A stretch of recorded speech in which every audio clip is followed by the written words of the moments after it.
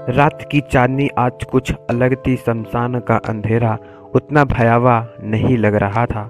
राजा विक्रमादित्य 10वीं बार बैताल को कंधे पर उठाकर चल पड़े। इस बार बैताल की हंसी में कटुता नहीं, एक अजीब सी कोमलता थी। बैताल बोला, राजन, आज की कथा तलवार और दंड की नहीं, प्रेम और त्याग की है। पर सावधान, प्रेम की परीक्षा सबसे कठिन होती है। विक्रम मौन रहे।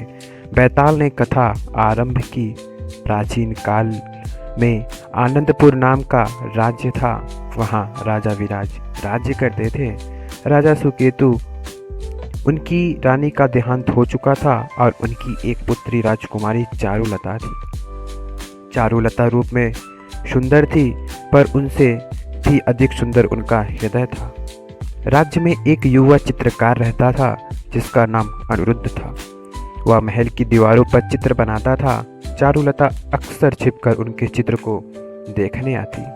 धीरे धीरे दोनों की आंखें मिलने लगी और बिना कहे ही प्रेम जन्म देने लगा। पर यह प्रेम असंभव था। एक राजकुमारी और एक साधारण चित्रकार। एक दिन राजा ने घोषणा की, चारुलता का विवाह एक शक्तिशाली राजकुमार से होगा जिससे उनका राज्य सुरक्षित रहे। चारुलता का हृदय कांप उठा। उस रात वह महल की छत पर रो रही थी।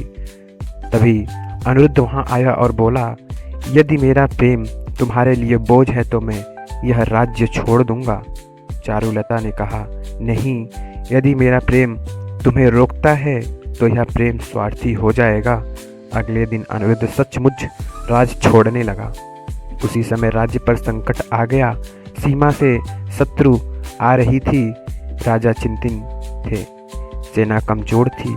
तभी अनिरुद्ध दरबार में लौटा। उसने कहा, राजन, मुझे युद्ध नहीं आता, पर मैं मनोबल जगाना जानता हूँ। यदि अनुमति दे तो मैं सैनिकों के लिए चित्र ध्वज बना के तैयार करना चाहता हूँ। राजा ने अनुमति दे दी। अनिरुद्ध ने पूरी रात जागकर ऐसे चित्र बनाए जिनमें मातृभूमि, त्याग और प्रेम की भावना थी। सैनिकों की आंख में आग जल गई। उन्होंने अद्भुत साहस और युद्ध से लड़ा और राज्य बच गया। राजा सुकेतु ने अनिरुद्ध को बुलाया और पूछा, तुमने यह सब क्यों किया? तुम्हें तो राज छोड़ देना था।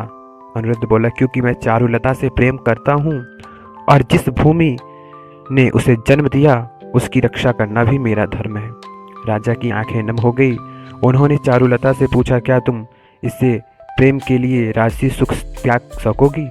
चारुलता ने उत्तर दिया, यदि प्रेम में धर्म हो तो त्याग सुख बन जाता है।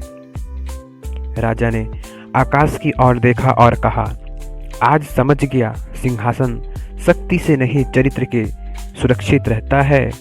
और उसी दिन उन्होंने चारुलता का विवाह अनिरुद्ध से कर दिया। बैताल ने कथा रोककर प्रश्न किया, अब बताओ विक्रम, यह प्रेम सही था या गलत?